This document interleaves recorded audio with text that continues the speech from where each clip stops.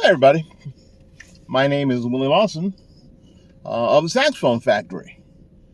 I'm trying to mix it up a little bit and talk to you sort of out of the studio about music and saxophone playing and sort of how I feel about it and what I think that is beneficial for people to do.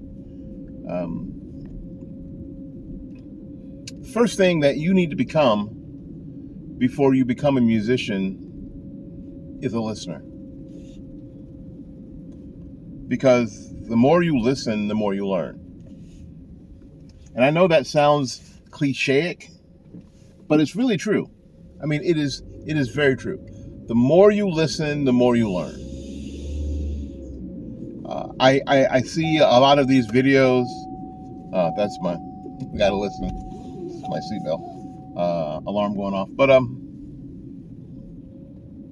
I watch all these videos and I read the comments about how people want to get this sound and this sound, and when I was playing a lot professionally, I'd have people come up to me and say, "So, hey man, so what kind of sound were you trying to get?" And I'll be honest with you, said, "I'm just trying to get a sound that doesn't suck." That is it. I'm trying to get a sound that's not terrible.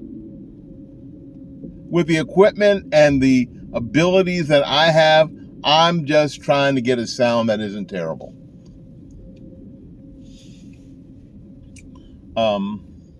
Because it doesn't matter the horn, it doesn't matter the mouthpiece or the reed.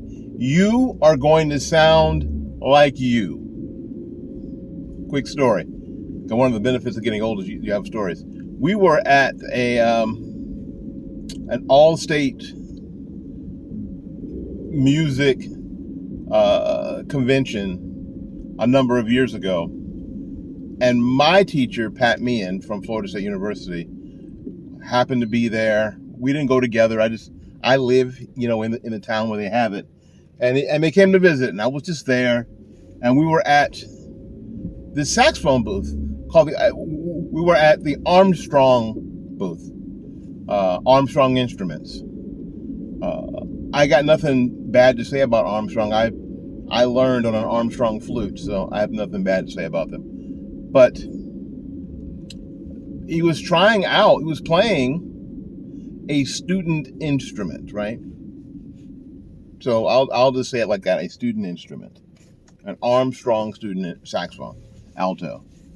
And he started playing it, and he had his mouthpiece with him. And I'll tell you what, he sounded just like he did on his Martin. It's gorgeous. It's beautiful. Altissimo, you betcha. Just like he was born doing it. And then he puts the horn down and goes, "That's a pretty good horn. That's a pretty good instrument." And we went, "It's not the instrument, it's you. You play a lead pipe. You play a lead pipe. You can play a piece of PVC pipe and it'd be gorgeous." He was going to sound like him. It wasn't on his instrument. It was on his mouthpiece and reed, for sanitary sake. But he was going to sound like him. And for the most part, we are going to sound like us. All the time. Hopefully the mouthpiece will make it easier to sound like us. So I'm asking you not to spend a lot of time trying to emulate. Now I know this advice is contrary to a lot of people that are out there right now, trying to emulate this person or that person. My advice to you is to get a proper embouchure, have a good reed, and a mouthpiece, and some concept in your head of what a good sound is, and then make a good saxophone noise. And if you make a good saxophone noise, then people will automatically try to put you in one category or another. But that's on them, really. It's not on you. That's all on them. Just make a good sound. That would be my advice to you. Do we have proper lip placement on the reed? We have teeth on the top? Are we pulling the corners in? Are we playing in tune? Now we're playing in tune. Throughout the register of the instrument? Are we making sure that we don't have a pinched sound and too much pressure from the bottom? All the basic stuff. Are we using enough air? Air is important if you're playing a wind instrument, isn't it? So that, it's that kind of stuff.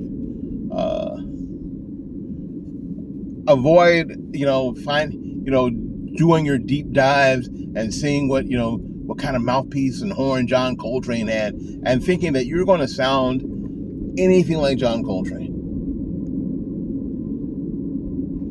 If you think about it, other players of the day didn't spend their time trying to sound like John Coltrane. They spent their time trying to sound like Lester Young. They spent their time trying to sound like Sonny Stitt. They spent their time trying to sound like Charlie Parker. They spent their time trying to sound like them. Spend your time trying to sound like the best you that you can manage. Spend your time doing that. Don't spend your time, energy, effort, and money chasing mouthpieces, chasing gimmicks. Don't.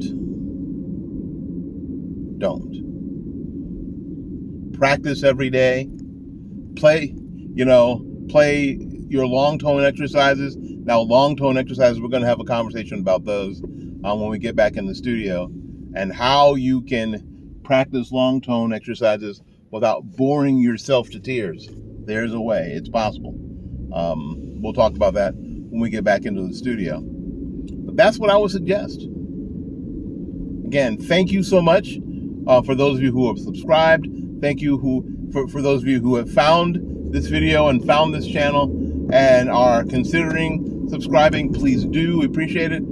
Those of you who have subscribed and shared, you guys absolutely rock. And if you have subscribed, shared, and commented, you are the bomb. You guys are awesome. I appreciate you greatly. Alrighty. Anyway, we got to get out of here and make room for somebody else. So until we see you again, keep playing.